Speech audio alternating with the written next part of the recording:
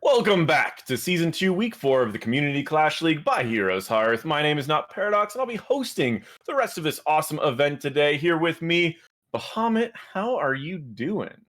I'm good. Got a little bit of water, stretched my legs before we got into this, but let's go ahead and update everyone on the bracket. Let's show you what's happening this evening thus far, because we've already had one best of 3 happen. So we start out with Not Safe for Work From Home going up against Big Ding Energy. That was won by Not Safe for Work From Home in a 2-1 fashion. What that means, if you're sitting at home being like, what does that mean? That means that Not Safe for Work From Home goes straight into the grand finals best of 7 series, not next week, the following week, week number 6 for CCL, the last week in June. Or the last Wednesday in June. That's the easiest way to say it. Next week, we will be having Big Ding Energy going up against the losers of the match that we're just about to get into, Lil Rubies versus PentaNoms.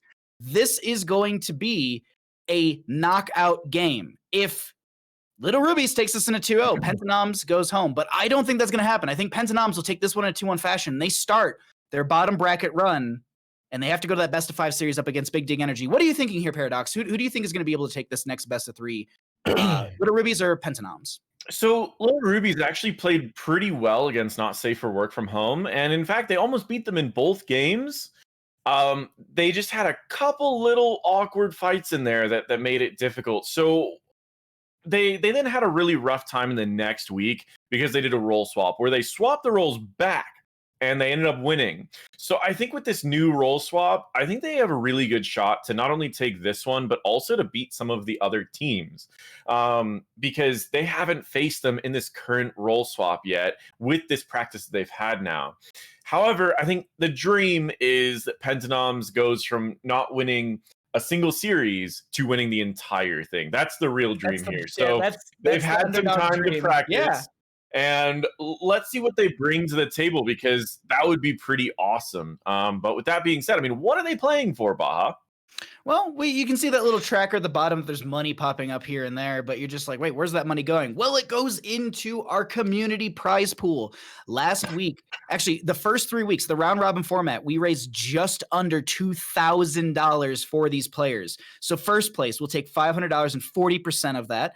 Second place will take $400 and 30%. Third place will take $300 and 20%, and fourth place will take $200 and 10%.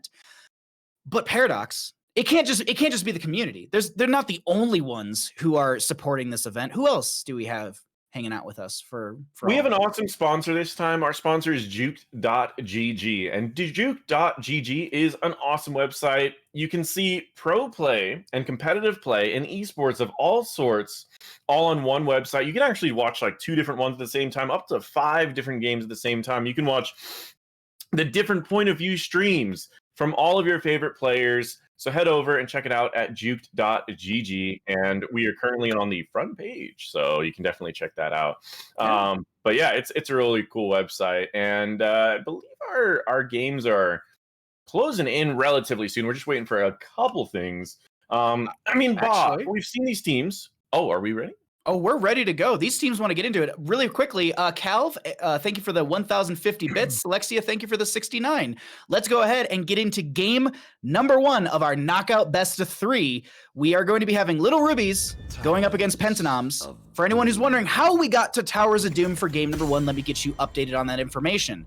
The members of PentaNoms won the coin flip, opting for first pick priority in game number 1, banning out Volskaya and Hanamura. Little Rubies then banned out Sky Temple and Garden of Terror and decided to take us to Towers of Doom for game number 1. I want to note this though, Paradox. I was reading a little bit more of the Little Rubies draft chat and everything, or their chat, and they were saying that they want to go to Towers of Doom because they have the highest win rate on this map consistently within CCL.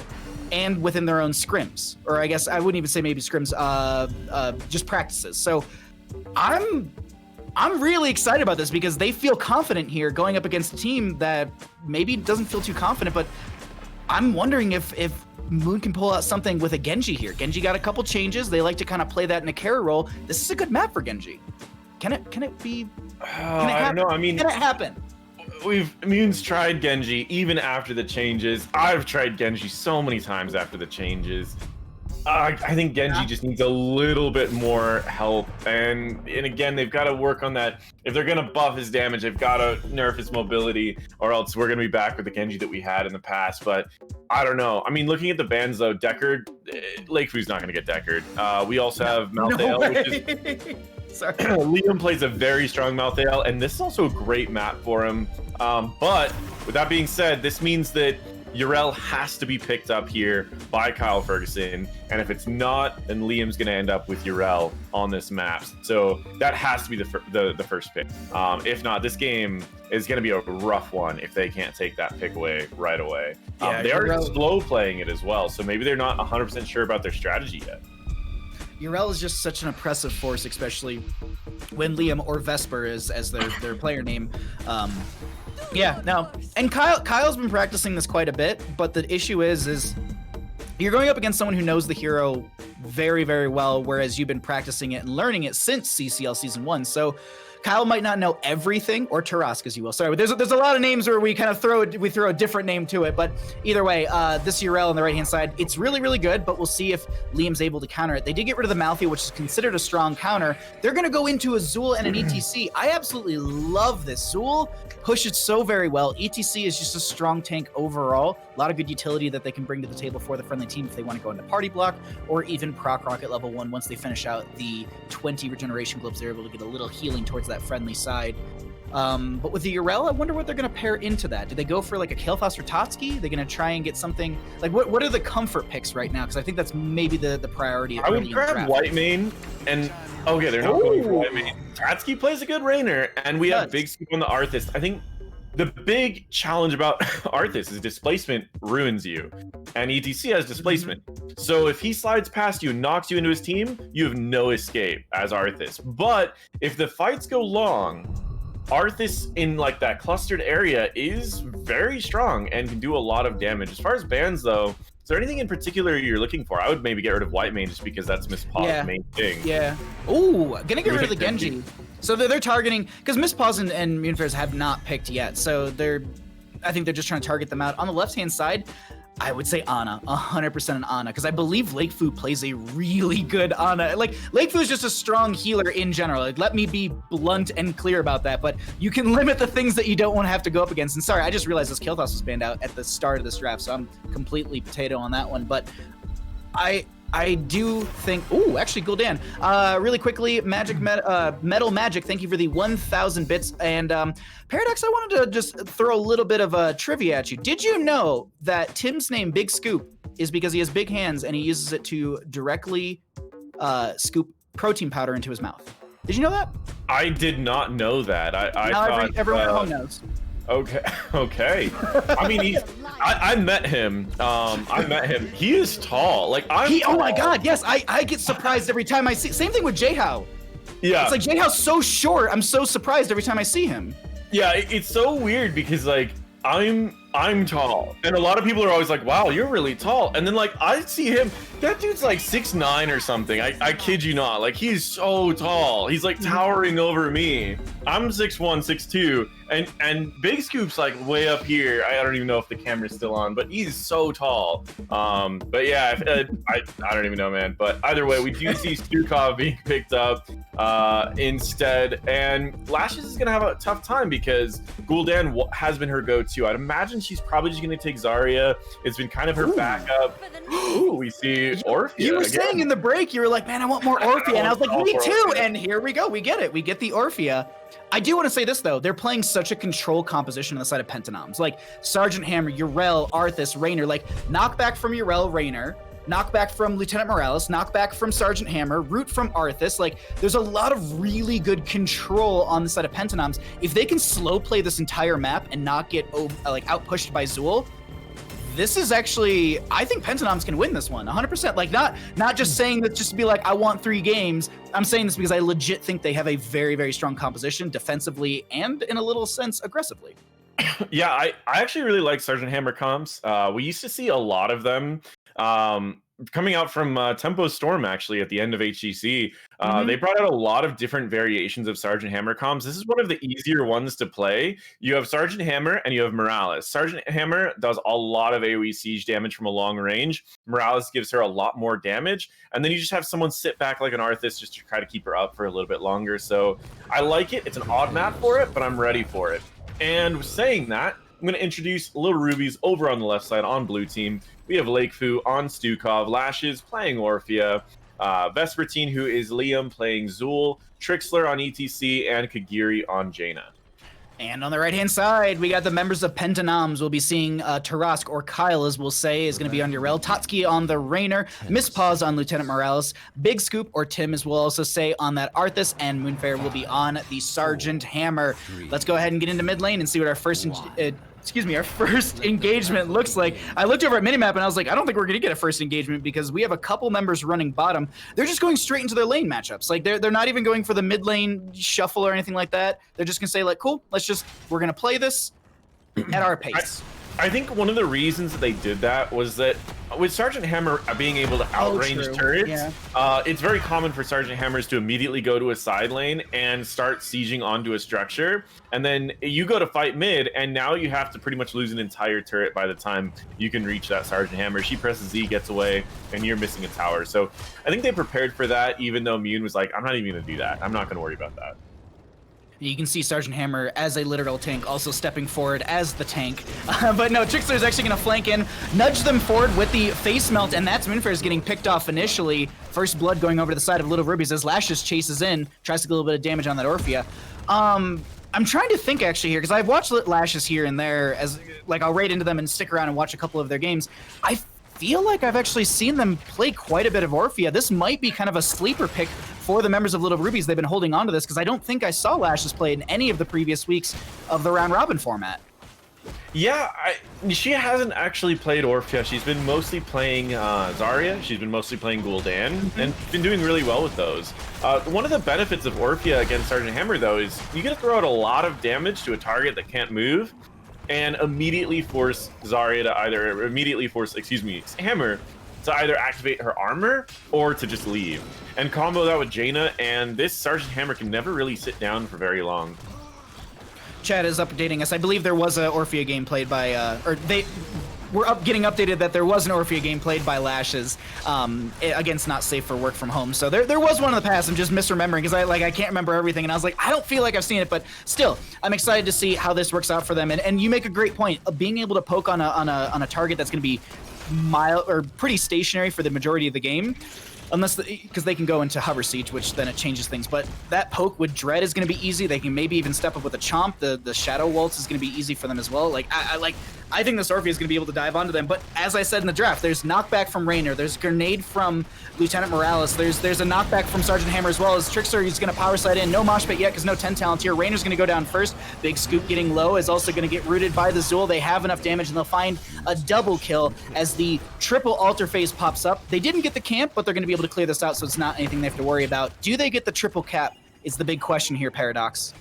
I mean, that's always a challenge. I almost think it's never really worth the risk to do that. Whoa. Because ultimately these early objectives, your goal should be, and man, Mewn is getting dropped again. This is really rough. I mean, you got to save your Z for those opportunities, but at the same time, he has to use Z every time that Lashes or Kagirii drops down anything. But yeah, what I really like here instead is PentaNoms playing a little aggressive. They're trying to get the double turning up the top because they clearly aren't going to be able to win them later or down below.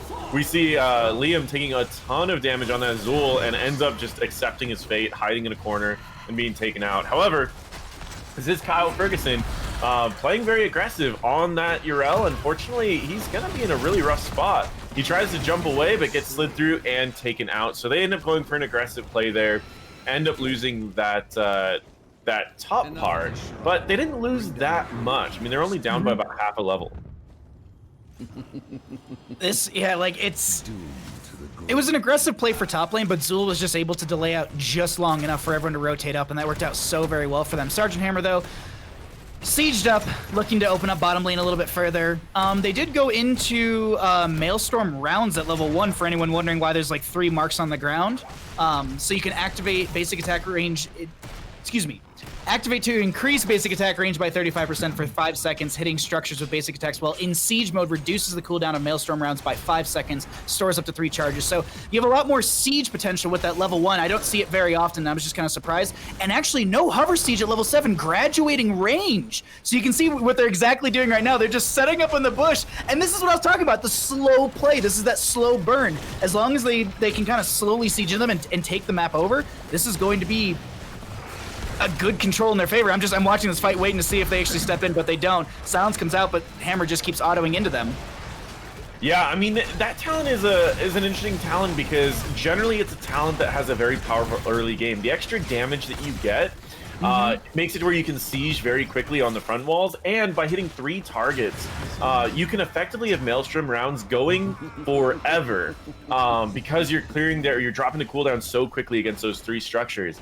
It usually falls off in the late game because you're hitting 1 target at a time, so you can only really have it up a couple times. But the benefit is when you combo that extra damage with Stim Drone, you're going to have Stim Drone increasing your attack speed, you're going to have Maelstrom rounds increasing your attack damage, and you'll be able to melt through opposing teams rather quickly. But yeah, graduating range is usually not what's picked in the competitive scene, purely because you want to be able to move around a little bit in the fight rather than being stuck in the same position. But with that increased range, it's actually not bad to be able to hold these points, especially when there's only 1 altar being summoned.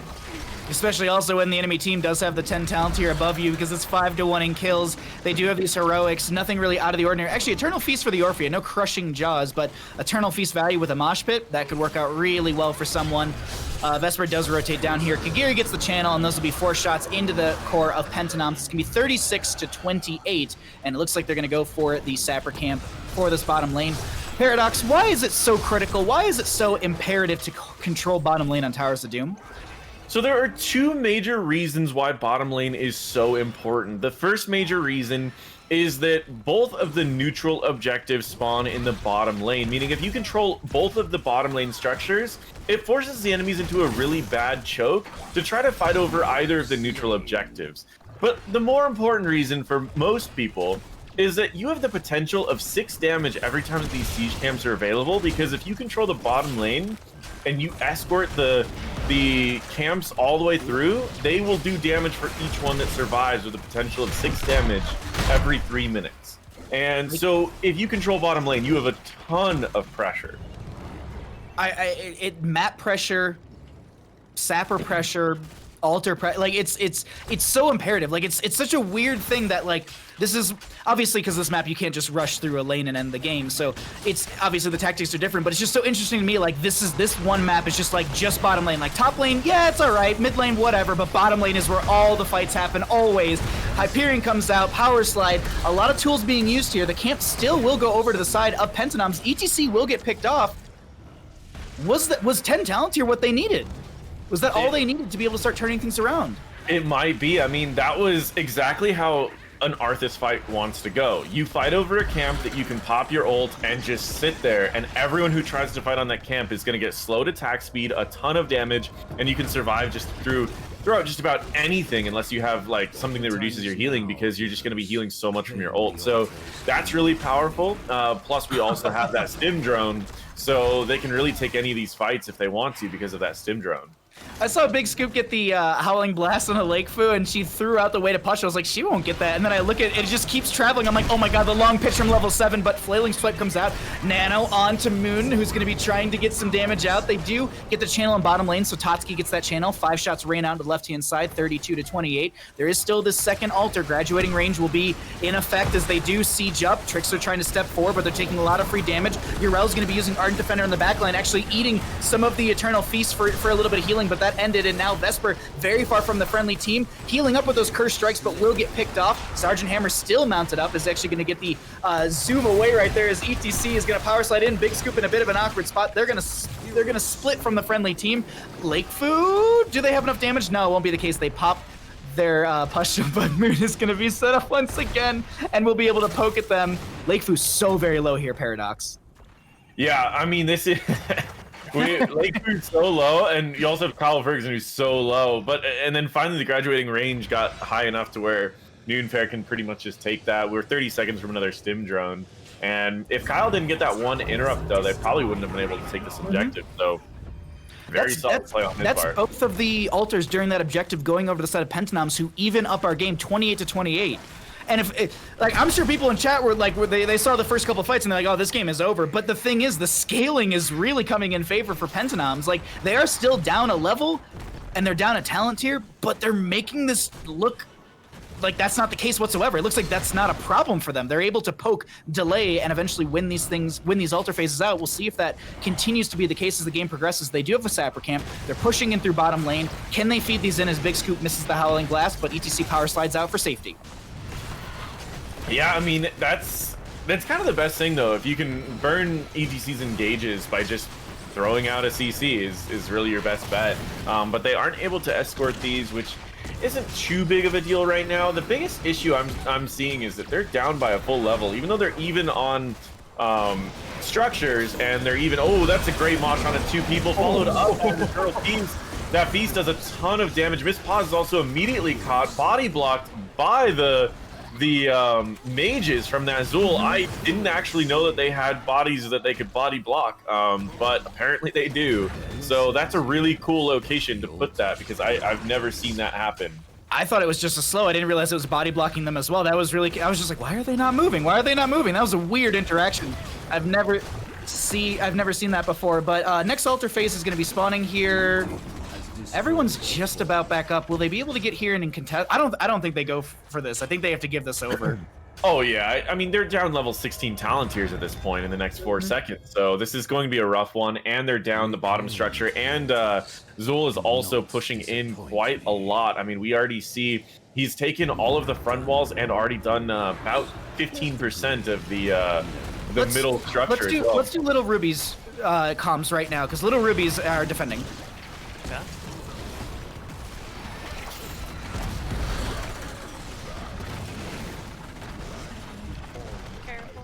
Fine.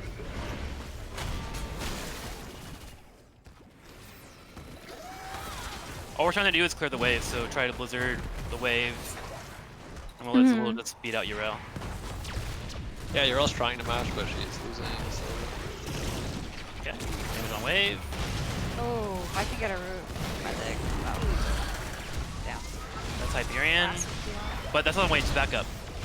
I can swipe them like off if you want. I'm making sure they can't that would hit. be good if you can. Yeah. All that matters is holding that bottom floor. Nice. I have motions. Well, as always, I like to call it just as it of course happens. Immune is going to be going down right there.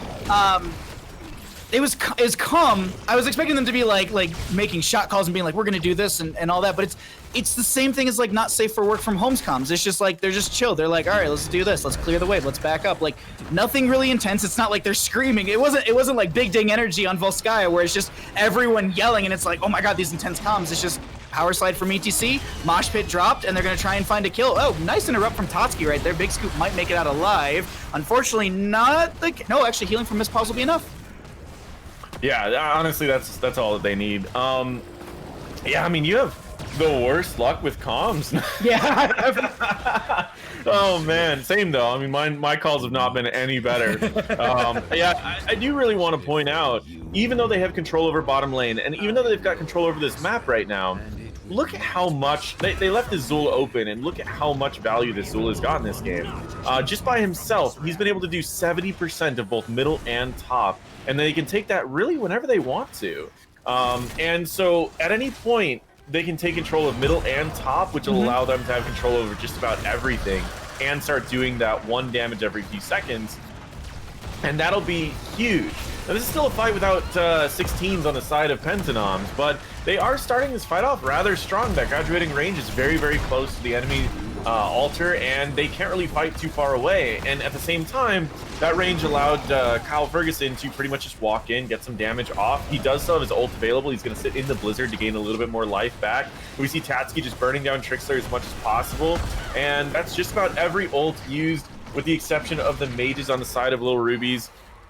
Blue team did accidentally take control over mid, just from the extra minions that were fired out there. And now that's going to put PentaNoms back, trying to deal with that. Only 2 shots fired from that objective. And now they're going to be grabbing a camp down a bot, and it looks like they could easily just take top to get some extra damage here. I wonder if they're going to try and invade onto... Okay, no, they're not. I was watching Minimap, and I saw Zool coming up, and I saw a lot of the members coming up as well, but not the case. They're just going to go push down bottom lane. I like how you said they accidentally got a forward mid lane. Just, you know, casual, like, accidental siege just happened for the side of Lil Rubies.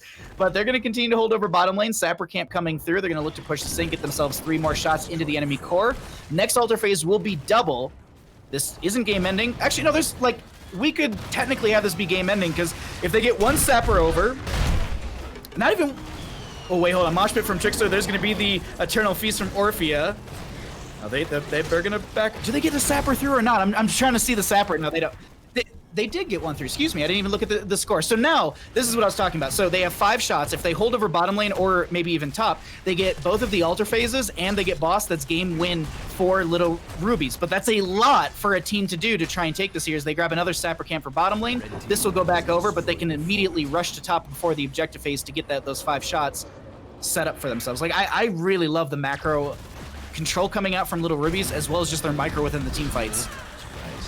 Yeah, I mean, it's definitely going to go back and forth. We're closing in on level 20s on the side of Lil Rubies, and they also are still just dominating as far as macro goes. The Zool pretty much just keeps the enemy structures so low that they can take them back whenever they want to.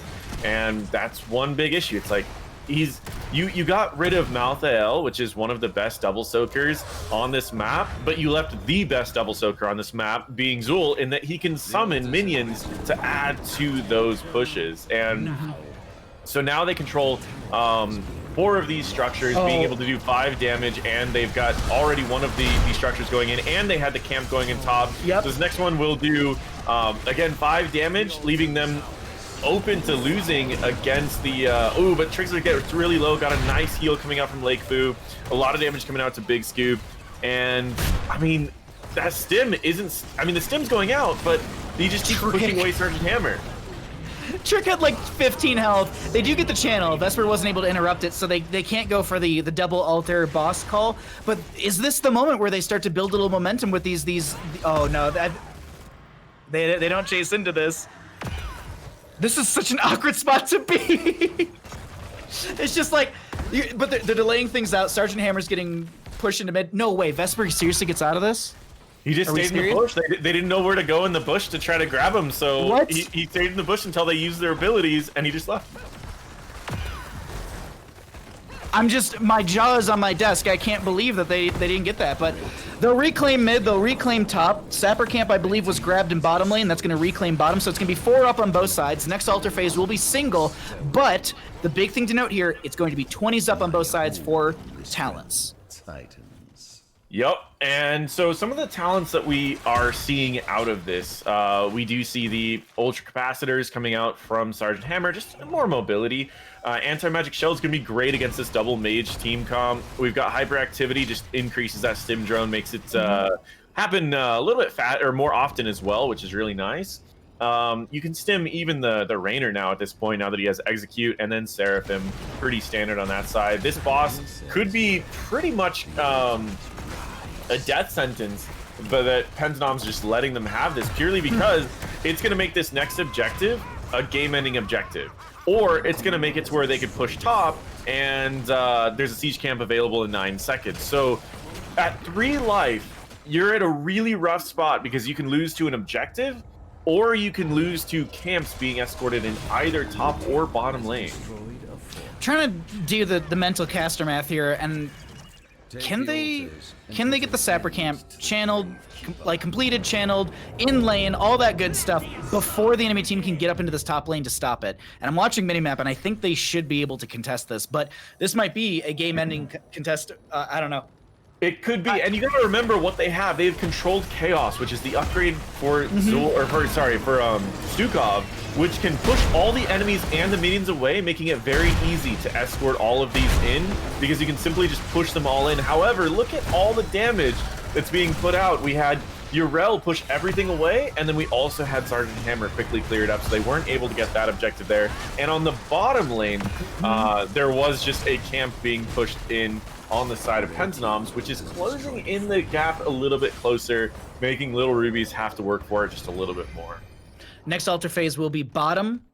Looks like, yeah, this should be 4-4 when it comes to these bell towers. Zool might get caught out in the mid rotation. No, okay, they don't get caught out. I was watching the minimap and everyone was kind of collapsing near them, but they either just pass each other or they don't get seen as Big Scoop steps forward. There's the stim onto Moon, but they all just disengage and they walk away. Unfortunate. Lakefu? Yeah, one thing that I always want to, I also just really quickly want to point out, if you saw Mewnfare was stimmed and had his Maelstrom rounds activated, and he couldn't even do, I mean, 50% of Stukov's health. And the reason why, Stukov had an activated biotic armor on, giving 75% physical armor, meaning that Sergeant Hammer did almost nothing to him despite activating a stim and a Maelstrom rounds. That talent is coming in key right now against this team comp. Bottom lane, look at Kyle on the mini-map. That Urel is already going for the channel. Moon is going to be sitting on the point. Tatskichu is just sitting in this bottom lane, just trying to keep them back. He's just gonna eat 3 waves of a blizzard, like whatever, I don't care. What is it going to be, 9-3 in core health? This is why I love Towers of Doom, because it's such a back and forth map. It's not just, oh cool, they're I mean, I've seen 40-0 games happen, absolutely, but like in competitive games, this is what usually ends up happening. We actually could be seeing like one final boss call could spell demise for either team, depending on how the next alter phase goes. But Vesper might get caught out here. Righteous Hammer to push them around. They are healing. Raynor does go down in the lower part of our screen, or at least below this fight, as Vesper's just living through the curse strike value. Mosh Pit with a tour bus coming in. Moon does have the stim drone. The flailing swipe going to push them back. And now this is a really awkward spot for PentaNoms, because they're just so split. They're trying to work their way out. Big Scoop is doing their best to live through all of this, but they're 1v3ing. They can only survive for so long.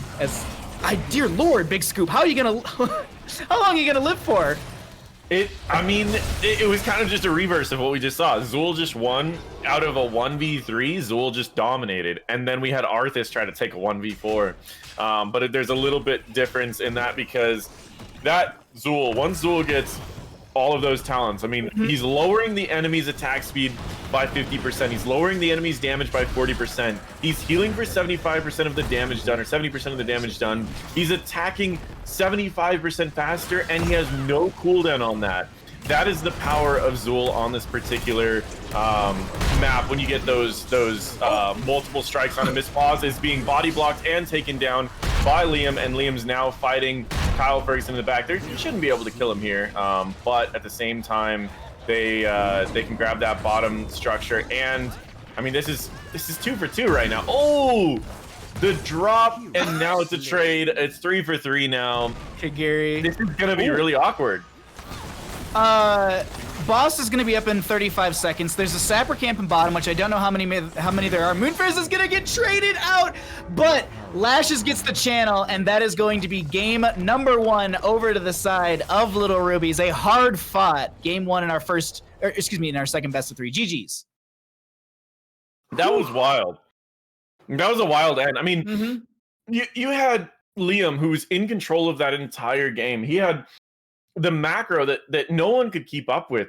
240,000 siege damage, 37,000 experience contributed. He did so much that game, and then he was practically unkillable near the end of the game. Zool needs to be banned on that map. There's just no question about it. But despite all that control that he created that game, I mean, PentaNoms was still able to come back, and they were still able to almost take a win out of being down 3-24. I know. The comeback potential on a map like that is massive, and we actually saw that right there. Very good coordination coming out from both sides. It was really, really close towards the end, but they kind of had them in that checkmate position, I would even say, just towards that last bell tower phase. There's only so much they could do, and they tried their best. That 1v1 Kagirii and Moon just 1v1ing and trading out at the last second was very, very perfect. But we're currently just waiting for a first pick or map pick priority from the losing team, and we'll go ahead and get you all into game number 2 here in just a second. But game number 2, you lose this. Do you go for first pick, or do you just try and take them to a map that you feel super comfortable on? Okay.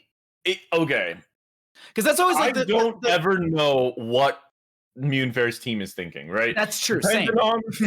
I don't know. I couldn't even say because maybe they have a map strategy that they've been trying to play. I think this team comp would have worked a lot better on like Sky Temple or like Volskaya, right? Where you can sit on the point and you can defend the point forever.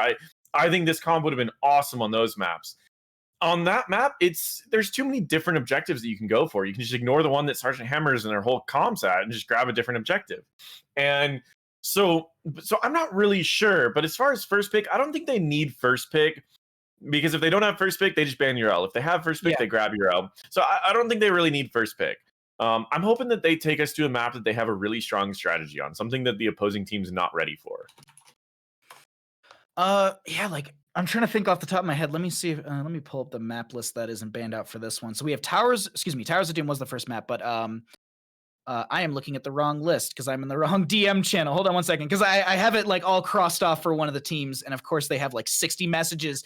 So it looks like Battlefield, Tomb, Dragonshire, Curse, and Infernal Shrines are all still up and available, and they're going to go for actually Moon's going to be going for map pick here. So we're going to wait and find out what they want to do on that end. That's actually exciting because it's in my like. I feel like a lot of teams when they lose, they just go to first pick immediately. It's rare when I find a team going to map pick priority off a loss, honestly. Yeah, I mean, it usually comes down to teams that have like a pocket strategy. And a pocket strategy is basically an idea that you have in the back of your pocket. You bring everyone to a map that they're not ready for, or you bring them to a map where you have a strategy that they have never seen, or a strategy that you've just played so much more. So some of the pocket strategies that we've seen in the past are bringing people to like Dragonshire, where then you run like the Lost Vikings. Or a lot of pocket strategies that we've seen is like bring people to, again, like I said, Tomb of the Spider Queen with Nazebo and Ragnaros. Like those are the pocket strategies that I usually see. But you sounded kind of excited, Baha. Where are we going? I don't have a map yet, but what I was thinking about is, you said pocket maps, yeah, but heroes. And chat told me to wait because Tim wasn't here yet, and Tim's here. Do we go to a Cho'Gall based map? That's what I want to know. That's really what I want to know. Do we get a potential Cho'Gall? Also, real quick, because we had a couple of these. O'Malley Music, thank you for the 2,000 bits. Metal Magic, thank you for the 666 bits. And Fano Kronos, thank you, I believe, for the 100 bits. Very much appreciated. And there's a $25 donation, but we don't know exactly who. So thank you, whoever donated the $25. Thank you for getting our prize pool up a little bit further. But at this time, we do have a map here, Paradox. Any guesses? I mean, I'm going to just give a conservative guess and say Tomb of the Spider Queen. Nah, we're going to be going to Cursed Hollow. We're going to the biggest map in our pool, which... Do they go? Are they going to play this like? Are they just going to go globals? What's the game plan for them? Why Cursed Hollow? I mean, it is kind of the Here's the Storm standard, if you will. Like this is supposed to be like our MOBA intro map. Do you feel like this is a good choice just to kind of play? Because like I feel like Lil Rubies still had really good map control consistently throughout that last game. I just don't know. Like I just don't know. Cursed Hollow has a lot of options and there's a lot of different strategies. Cursed Hollow is a map that the first couple objectives of the map don't give experience, which means if you want to run a later game comp, that's okay. If you want to run a comp that starts coming online around level 10, that's okay, which is one of the reasons why Abathur is very common on this map. One, because you get that global pressure. Two, because you don't need to give up a lot before he actually starts really coming online, which is around level 10, level 13. So Abathur is very common on this map because of that. There are a lot of different things you can do on this map, which is why maybe they brought us here, because they have a very specific plan. I doubt Mewn's going to be able to get the Genji, so I don't think we're going to see like anything particular with that. But it's not really a Cho'Gall map either. I mean, it's a little too big. You can just out macro the opposing team if they go with Cho'Gall. So I'm not exactly sure why they decided to go to this map. But I hope we're going to see something crazy. I mean, it's always my hope with it. I think like you could play like It was played in Europe, but I feel like Europe and North America North America refuses to adopt different regions meta, and Europe is kind of shaping a lot of it. Like Brightwing was played a bunch. Bloodlust Rhaegar was very, very, very, very, very prioritized within Europe. Tyrael as well. Like we probably won't see any Tyrael here, but Tyrael actually on this map, in my opinion, is an oppressive force and can be really devastating because of the fact that you have Holy Ground, you have Sanctification. There's so many tools in Tyrael's kit that make him such a hard thing to deal with on this map, and I just don't know why people don't prioritize it. Yeah, like I know like one person in high tier play in North America that actually plays, and I believe it's Nintori, if I'm not mistaken. Like they're the only ones in North America that like consistently play it to a notable fashion. Yeah, Nintori's kind of funny because he was a support main initially, and now Nintori will fill in every role, but I feel like Nintori's always playing like still a support-ish hero, right? When he tanks, he plays heroes that can like heal the team like ETC or shield the team like Tyrael, and when he goes in the solo lane, he'll play Chen and then he'll go the AoE shield talent. So I always think it's funny when he goes when he gets put around in other lanes, but he's a solid player for sure. Yeah, Europe has been using a lot of Tyrael, a lot of Diablo. You know, it's funny, I almost never see Diablo in North America, and I see Diablo all the time. In fact, the team that won this last Method Madness on this last week, they use Diablo in a lot of their games. So, but either way, we are in to this game, game 2, Cursed Hollow with Lil Rubies up 1-0.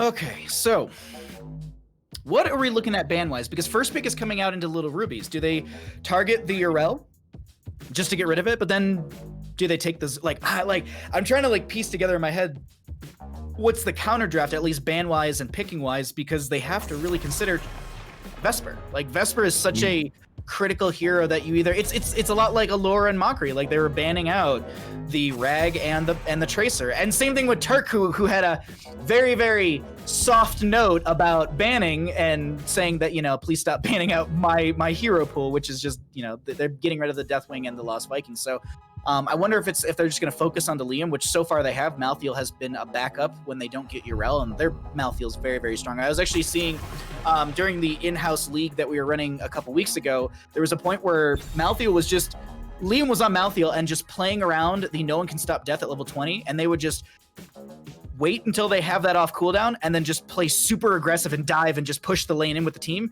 and they would kind of sacrifice themselves, buy back in, and then just repeat the same process over and over again. So very, very, excuse me, a lot of respect bans going out towards Liam. I honestly, I feel like this is the Urel. No, it's a Grey main. Okay, interesting. Huh. Cho'Gall, Malthael, and Greymane were just banned, which means that Cho'Gall is going to be showing up. If you're going to go out with a bang, right? And Urel's going to be picked up instead of Leoric, and they know that. Urel's going to be first pick. Because Urel's going to be first pick, they know that they can get Cho'Gall without the enemies taking Leoric, meaning that they have 3 of the major counters. But I always thought that the bigger counter to Cho'Gall was Anub'arak, because you just cocoon him, kill his 3-man. But they probably believe that they're safe right now. And that's interesting. I mean, it's such a big map. They have to now play something that can cover 3 lanes of soak, which means the roster of people who can cover 3 lanes of soak, or at least 2 lanes of soak, on a map this large is rather low. You've got Zul, you've got Ragnaros, you've got Abathur, and you've got Vikings. The rest of it is a little too squishy, or has a little bit too much challenge getting. There's the Anub'arak, in my opinion, one of the biggest counters to Cho'Gall, because you cocoon him, you dive in on their 3-man, kill their 3-man, go for it. And they have double dive. They've got Urel and Anub'arak to dive into the back line. So now what we need, Falstad could answer that with a Gust. Lee Ming's not a bad one. This is going to be a whole 200 IQ all the way around. I know, we'll see how it plays out. Lakefu will not be able to play Deckard Cain. For anyone wondering like why we mentioned Lakefu on Deckard Cain specifically, is because they were, you know, like MVP of season 1 and playing Deckard Cain, you know, so really good healer and support players. So yeah, maybe want to limit their pool a little bit, especially on the hero that they're notably the MVP for from season 1. But they're gonna grab an Ana, which actually I kind of like this Ana with the Cho'Gall nano boost potential. Nano boost. Yeah, you nano 2 targets at a time, and you can mitigate the stuns and give Cho'Gall 50 armor against Anub'arak's stuns. So that's something. 7-sided. 7-sided. Bloodlust. 49% of max health right there. Oh my god, there it is. Are we serious right now? We are serious. That was one of the options. Are we sure that this is Moon playing and Turk just isn't just swapping in because he can finally play the Vikings in CCL?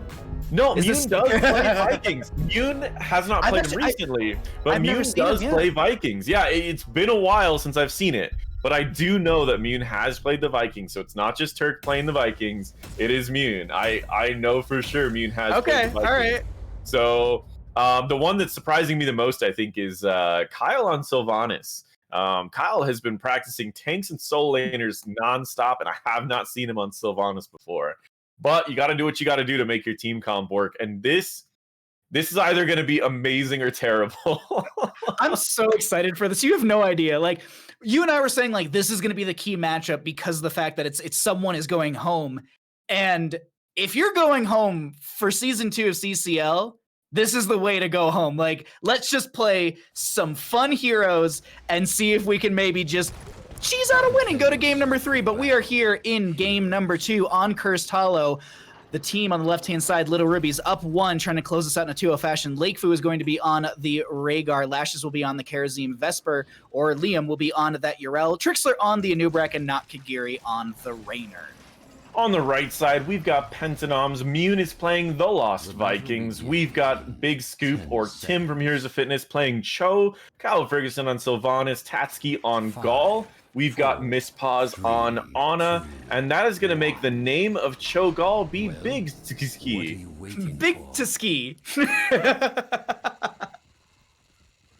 Oh, and we also just got a 500 bits from Henshim, and thank you. That puts us at a little over 81%, 82% out of our 100%. Guys, we appreciate all of the support that you've brought. We do have a little bit of some threat up here. This is exactly what you want to be doing with the Lost Vikings comp. You want to force the enemies to face you in the 4 versus 4, and then you also have Vikings that are going to cover the lane, because otherwise you're going to have to do a 3 versus 4, and then they're going to be constantly pushing while the Vikings are getting value, and that's going to be huge.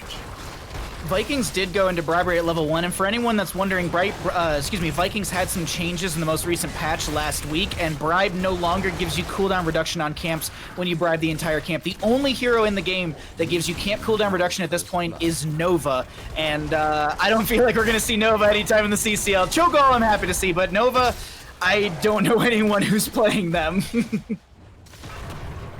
Yeah, Nova, I don't know. I mean, I think Nova needs a lot to become meta, but Yes. she's pretty cool in quick match. Absolutely. As Lakefu is going to get dove upon, they do have a bomb. Do they get actually? Oh, they sidestep the bomb, but the auto attack will be there. Nubrak does get the impale onto them, but Big Ski is going to be able to get back towards their gate, and I think that they're playing this Vikings comp well. Thank you seriously everyone for all the bits. Thundercracker, Spirit, thank you so much. Mal, we really appreciate the support, and Slexia, once again, thank you as always for the 69 bits. But they continue to push into this top lane, and I love this Paradox. Like, they're just literally running it down. Yep, they're playing this like a Vikings comp. A Vikings comp wants a strong 4-man that can constantly apply a ton of pressure while they can soak in multiple lanes, and they are doing exactly that, and they are doing it really well. Mewn's even sneaking in a little bit with Olaf, taking a couple hits. You got to remember that the Lost Vikings has very high health regeneration, so taking a couple hits for your team allows your team to get a little bit more pressure, and then they can use that high health regen to just get all of their health back up. We have 5 gifted donations. Again, guys, all of these go to supporting this event, keeping the event running, and making sure that the event is running smooth. So thank you guys so much for all of those. We are closing in 87% on our bits, 28% on our tips. So whatever you guys can do, we always appreciate it. We do see 4 people top, meaning that they will be losing soak in one of those lanes because they have committed those 4 people up to the top lane. I mean, this is crazy. Again, it's starting to look really good for PentaNoms, but I will also point out that they have lost a lot of structures down in the bottom lane by doing this.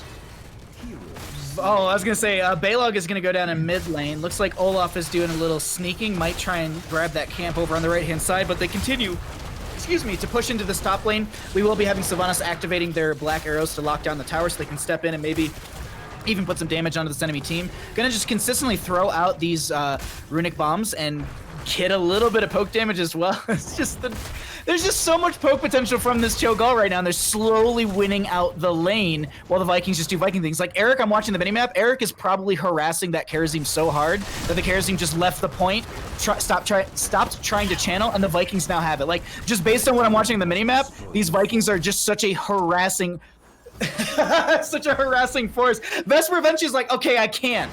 Wait, maybe I can. It's really, really difficult to deal with an Eric because Eric moves very, very quick, and you can also speed it up. Well. He's Eric the Swift from level. So he's so swift and so brave from level 4. Generally, in a Vikings comp, this is where you swap sides. You'll take the first fort, you'll swap sides, and you'll have your 4-man hit the opposite side. So you always have those catapults pushing that extra passive experience, pushing in the other lane, making it easier for your Vikings. But in this case, because the objective is still in the bottom lane, they might stay top for a little bit longer before they actually do that side swap. In this case, we do see Balog getting taken out again by Lashes in the mid lane. I think he's just a little too busy trying to deny Liam from getting this objective down in the bot lane. At the same time, he is still focusing on soaking that bottom lane with Olaf, and he's sending Olaf over mid so you can still catch some of that soak while also still getting a lot of soak down at the bottom lane for Eric. So Mewn is definitely showing his APM right now. Also, I know we keep jumping on this, but we just want to seriously say thank you to everyone, because this is the second hype train of the evening, and we're actually nearing the bit goal. So just seriously, thank you all so much. We see all the bits in chat, but we want to give you the best game that we possibly can. So thank you once again for cheering and supporting these teams, as well as the CCL. Cho'Gall still just running it through top lane. We got the Vikings all across the map. It looks like Balog was able to grab a camp for bottom lane. Eric is going to try and push that up. No mercenary, not queen, mercenary lord for them, as okay, no, I thought Trikslyr was gonna step into that, but no, they start backing off right there. This is so difficult for them on the side of Little Rubies to deal with. Like, anytime they try and step in, they just get healing and they just get poked back. But Lashes is now up here. No 10 talent tiers yet, but I think they're looking to maybe say we can get a 7-sided, maybe a lockdown. Won't be happening. They back off as they realize how much they pulled into this top lane. Another tribute, no, excuse me, not another one. The same one from the start of the game, Paradox, is still going on. Eric is harassing Yrel. The first objective, for anyone wondering at home, the first objective spawns and is cappable at 3 minutes into the game. We are at 6 minutes into the game and it still is not capped, and they're pushing into this top lane. This is exactly what PentaNoms wants with this composition. This is working out, but Tarask in a bit of a rough spot does get the Banshees away with 30-some health. I mean, if that beetle would have turned around, he would have died. Like, that's how low health that he actually had. Cocoon immediately goes out. They tried to make that play. They weren't able to make that play happen. And at the same time, I mean, this keep has already lost nearly all of its front wall. It's left with just a single turret at 356 health. This first objective of the game has been stalled out. This is kind of a strategy, again, when I mentioned Abathur. This is a strategy that you normally do with like an Abathur comp, where you'll have the Abathur soak, double soak different lanes, and you'll just stall out the objective as long as possible. And a lot of competitive teams in Abathur comps were able to stall to level 10. We have a boss play coming out from both teams. Both teams are trying to get these bosses as fast as possible, while we still have Mewn doing his best to try to deny the turn-in. Boss's grab for bottom lane. Boss's grab for top lane. Still the first objective is up. Still, we have not gotten the first objective. Top lane keep is down. And I'll be honest, you know, at first I was just like, I don't know about these Vikings. I've never seen Mewn play Vikings before. I'm shutting my mouth. These Vikings are terrifying. The harassment. Actually, hold on. Kagirii gets the channel. So that was first objective finally capped 7 minutes and 30 seconds into our game. Yeah, that is... It takes a crazy long amount of time before that first objective, and this boss is going to be hitting a keep already. 7 minutes in this game, it's going to be hitting a keep. Cocoon and 7-sided go out kind of at a similar amount of time, meaning that he's going to come out of this, he's going to be CC'd at a low amount of health, gets dropped rather quickly, and now it's going to be pretty much up to their team to decide how they're going to play out the rest of this game with that keep being threatened, but it won't actually be low enough to where anyone can really take it immediately. However, when Cho'Gall is back up, they can probably just go sneak that with a Sylvanas and Cho'Gall relatively fast. But at the same time, they're always at risk of just losing at any point, because they do have a keep that's going to be open on their side as well. Let's see if I can curse myself. Let's get into the comms of PentaNoms. I do not have heroic. don't necessarily need to contest interviews. Okay. Unless you guys. We can't stall it too very easily. Yeah, if you want to stall, that's a different story. All right, let me catch mid soak then if you guys are stalling, and then we can refocus top. They've got Girls me jumping over. So I'm gonna bail.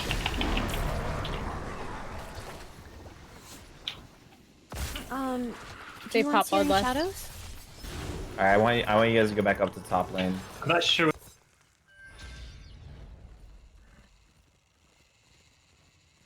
All right, well, a little comment start there. I like.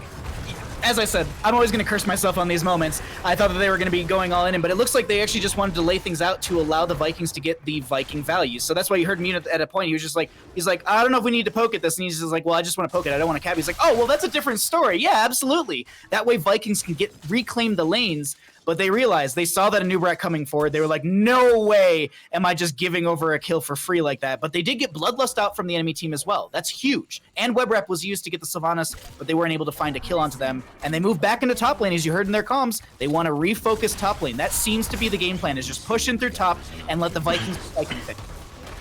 Yeah, I mean, 7-sided is still up. This is really going to come down to most likely Kyle being willing to take a little bit of that 7-sided. Normally what you'll want to do is, I mean, I say normally, but this isn't really a common comp. You'd probably want one of the Vikings to stay near the Cho'Gall so that when 7-sided goes out, the Viking takes half of that damage.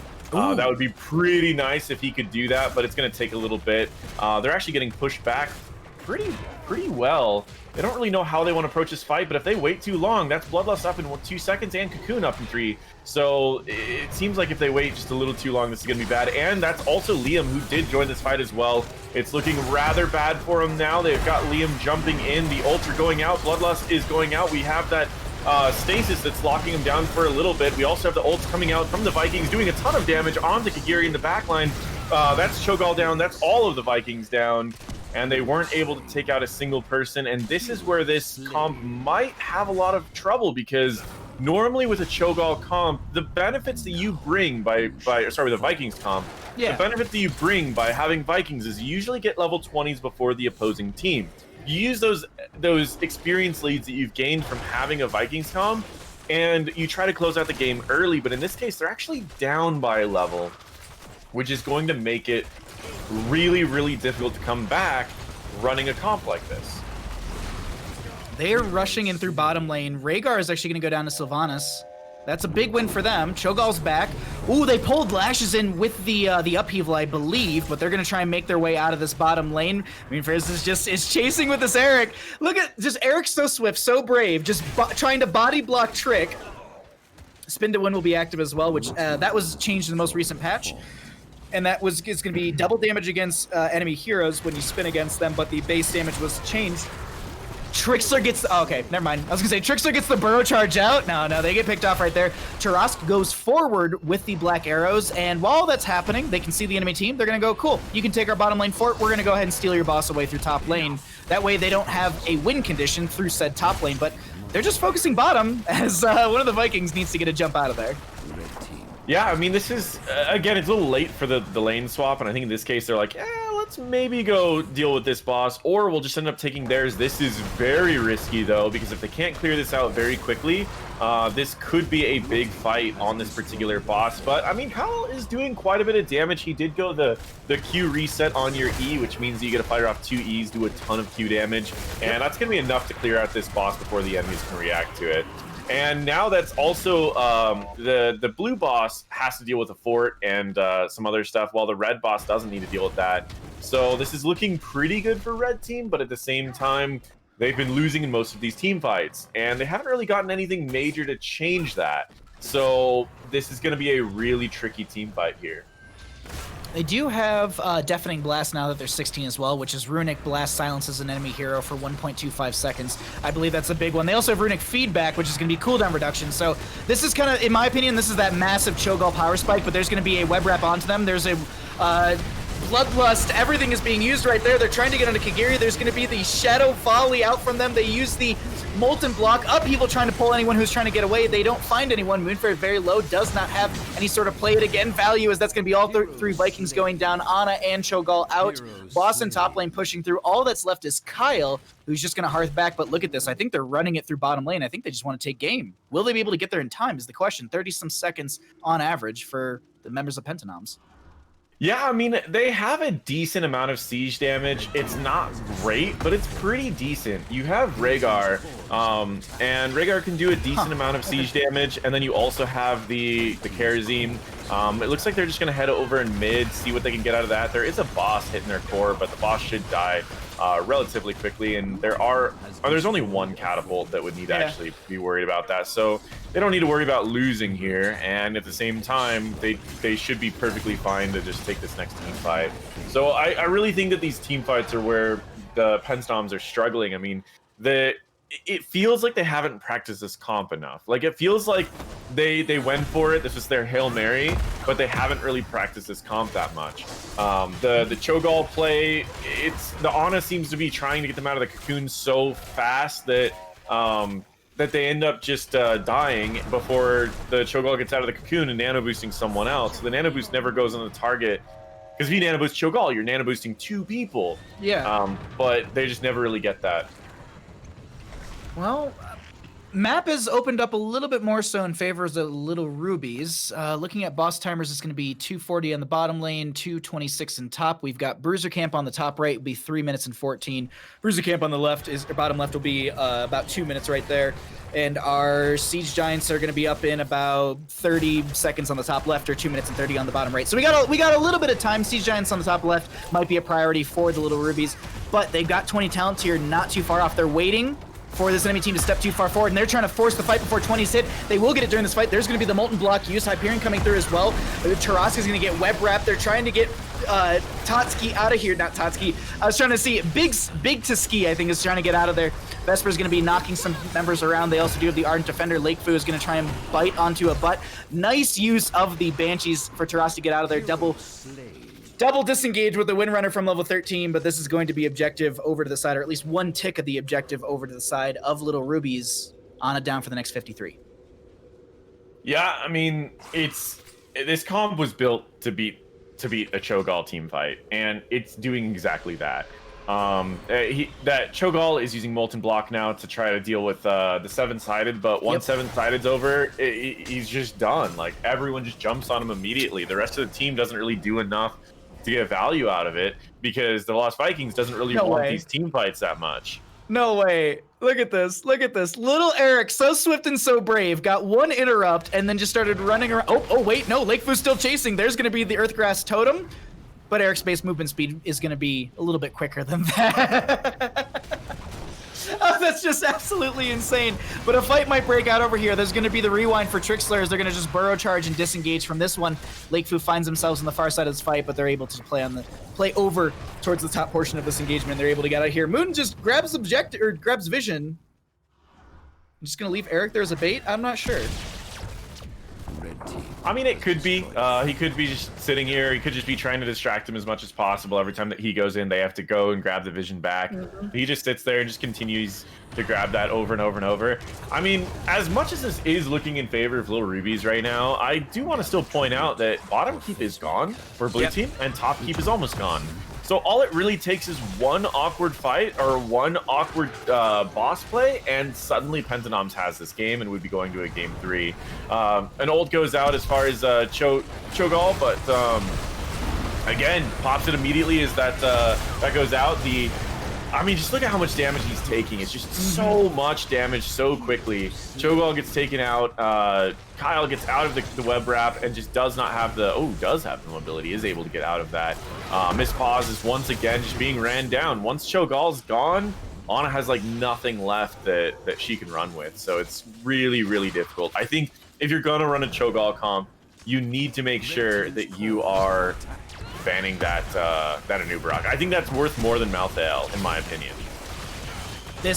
Wait, hold on. Wailing Arrow, can they make something happen here? Play it again from the Vikings. 20 is up. They do have the Oh my god. they do the checkpoint reach, so if they do lose a Viking, they get the respawn, but it's within the next 10 seconds. Lash is very low. They find the tree. Are we serious with this paradox? Is this game? These are 60-second respawns, Yes. and that's a Nubarok. I mean, this could easily be game right here. They just need to head straight to core. I mean, they don't have Sylvanas though, and they don't have Nano Boost, so maybe this isn't. But they could go for boss right now. I mean, they're really struggling against Urel though. Oh my! I can't believe this right now. I mean, this is also Curse, which would be interesting if they want to go for that. I mean, this is really wild. I mean, we have a Viking that's just being annoying to Trikslyr down in the bottom.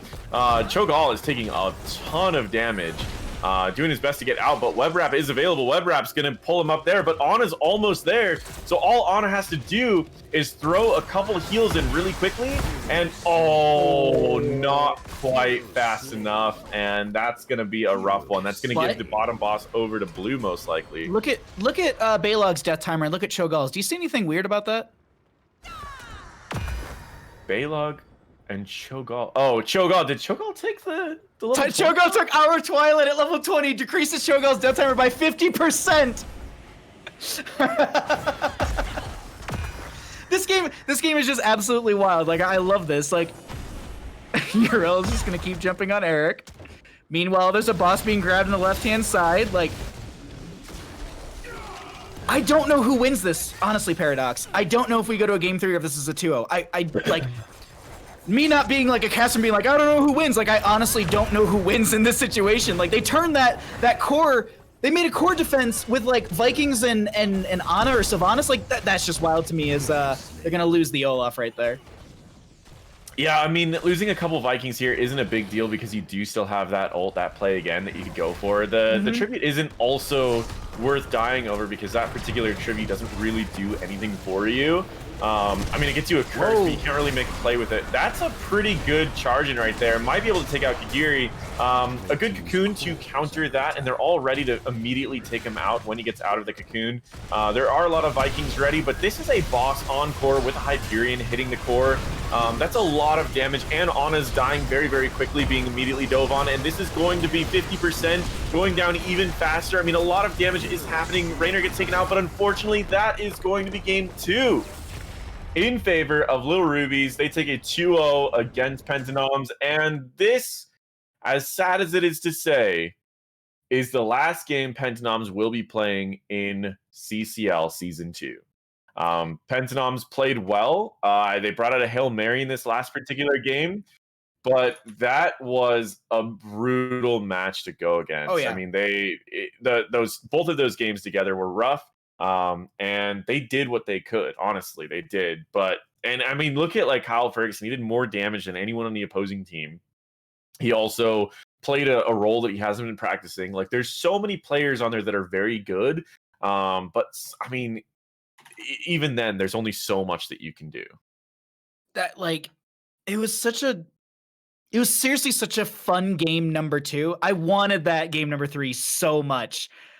Oh god, that was like, I was hoping that they just run it through top or they would be able to run it through bottom, but that won't be the case for this game number 2 here in Cursed Hollow, and that is going to be Lil Rubies taking it in a 2-0 fashion. We can show you what the bracket looks like now for next week, so you can all see what matchup's going to be happening. So tonight we had our top bracket, Not Safe for Work from Home, going up against Big Ding Energy. Not Safe for Work from Home won that in a 2-1 fashion. They go on to our grand finals. Big Ding Energy now falls into the lower bracket. They're on tournament life. Little Rubies and PentaNoms, we just saw that. PentaNoms were knocked out of CCL Season 2 by Little Rubies in a 2-0 fashion. So next week, next Wednesday, it's going to be a best-of-5 series, tournament life, for Big Ding Energy versus Little Rubies. But before any of that happens, we gotta, first things first, we gotta talk to Tim Trikslyr Sayer. How are you doing? I'm swell. I have to pee, but same. together we can count it down after this. Seconds. All right, cool. I'll DM you after our interview. But congratulations on your 2-0 victory. How are you all feeling? Feeling pretty wonderful. I think a lot of our team was trying to figure out how to gel in the first couple weeks, and it's nice that we've worked on a lot of small mechanics, and the results are finally paying off a little bit. I'm particularly really proud at Lashes. She was someone that came in competitive and didn't realize that everyone wanted to fucking beat face. And so now we're beating FaZe because she's put a lot of work in, and I'm really, really proud of her. So I just wanted to shout her out. I'll be honest, it does show. It really does show. Like you had some role swaps in week 2, I believe, and then last week you went back to kind of what you initially established, and that was looking a lot more comfortable, a lot more strong. Seems like you guys are doing a little practicing as well. Overall, going into the next a best of 5 series next week into Big Ding Energy, how are you feeling? Do you feel like you need to practice more? Do you feel like you need to do more research? Can you talk a little bit about that? We're facing Mokri in them, right? Yeah, Mot Tree, I believe is how you pronounce it. Whatever, Big Money, whatever his name is. Yeah. Macaroons? Yeah. As long as he's that guy. not calling, it shouldn't be an issue. He likes to yell at his team, so as long as we fluster him, it'll be okay. Oh, well. Yeah, that'll be fine. Okay, all right. Paradox, you got any questions for Mr. Tim over here? I mean, the biggest one that I would say that role swap between week 1, week 2, you guys swapped off, put Lakefu on tank, and then Lakefu back to healer. Like I thought that was a little weird when you got to week 3. You guys looked really strong, and Lashes' Gul'dan actually got a target ban this week. Yeah. But yeah, I do really want to give a lot of props to Lashes for adjusting in the roles multiple times and ending up in a spot that she got target banned. I mean, showing up this week though, you guys. I mean, the Gul'dan got the ban game 1. What were you guys thinking? Awesome. I guess. We put a lot of work into learning a few more heroes to make sure that Lashes is ready to go. And again, she's rise to the challenge. I mean, today you got to see her Kagirii, which was nice because they were running a fun comp, so we got to play fun heroes, which was pretty cool. Normally, you don't get to see a Nubrak and Kagirii, so I like throwing in different heroes. I'm tired of this meta bullshit with Johanna, ETC, and Garrosh all day. So if I get to play a Nubrak, that's smiles for me. So shout outs to Moon's team for pulling out some cool heroes. Other than that, like as long as we keep working on our fundamentals, which is probably the biggest issue for a lot of CCL players, I think we'll continue to have a lot of fun games. It makes me a little sad that we don't have best of 5s because I think best of 5s would really show more personality for a lot of these players that have been putting in the work. That's true. That's true. Before we let you out of here, are there any shouts that you'd like to give? The floor is all yours, my friend. Yeah, shout out to Juke, shout out to you guys, shout out to CCL, shout out to Peeps, shout out to everyone, shout out to shoutouts. All right, goodbye. Thanks for coming by, Trikslyr. You have a great night. I'll throw you back in with your team. But that's going to kind of wrap things up for our playoff day number 1 or week number 4, as we've been saying for all of you. So glad that you're all hanging out here for the Community Clash League. Thank you all so much for supporting and donating. We have hit 100%, actually 102% of our bits, and I think 100 and something percent of our tips. I can't see because my eyes are not that good. But either way, like 128% for our donation. Thank you. Tip. So that is awesome. That's seriously, guys. 4 weeks in a row. So much. It is awesome. One more thank you to our sponsor, Duked. If you guys haven't checked it out, Duke.gg. Really awesome esports website to check out. A lot of different streams pulled together. So definitely check them out. Thank you guys so much for hitting these numbers each week. We've hit our goals, and it's felt awesome. We've got 2 more amazing weeks, a best of 5, and it's going to be. I think this is going to be a close game for next time. I really do. We've seen Lil Rubies improve so much. We've seen those role swaps pay off, and we also have after those role swaps, they're gonna do really, really well because the only week that they lost was the week before when they did the role swap that didn't work. That was the only week that they lost. For Lil Rubies lost to Big Ding Energy. Now that's going to put them up against them, and it's going to give them a chance to face Not Safe for Work from Home again, which they almost won in the first week. So that would be the dream. Little Rubies comes back and just takes the whole thing despite losing a bunch and being in the losing bracket and all of that. Like that would be the dream right there. That'd be really, really cool. So I'm excited. Next week is going to be pretty awesome, Baha. I am super excited for that as well. But until then, where can people find you, Paradox? What are you doing on the internet? You know, if you guys don't know who I am the largest Heroes of the Storm educational YouTuber. YouTube is another website, kind of like Twitch, but it's mostly for content that's already been out, not necessarily live. No, I'm just messing around. You guys know what YouTube is. So check that out. You can look up NotParadox. You can Google NotParadox. You'll find my YouTube channel, find my website, everything like that. But what about you, Baha? Where are you? You can find me Twitch, Twitter, YouTube, all those good places at Bahamut Gaming. I do a lot of casting of Heroes of the Storm. We jump into other games here and there, but Heroes of the Storm is our main focus. Sometimes you can come by and watch me potato and actually play the game. It's very, very entertaining. But this has been super, super fun. Week number 4 is over. We have one team out of CCL. Next week, we're going to find out who else is going to be going home in a best of 5 series that will start at 6 o'clock PDT, 9 o'clock if you're on the East Coast, everywhere else in between. Thank you all for hanging out, and we'll see you all next week for more CCL. Stay safe. We'll see you in the Nexus.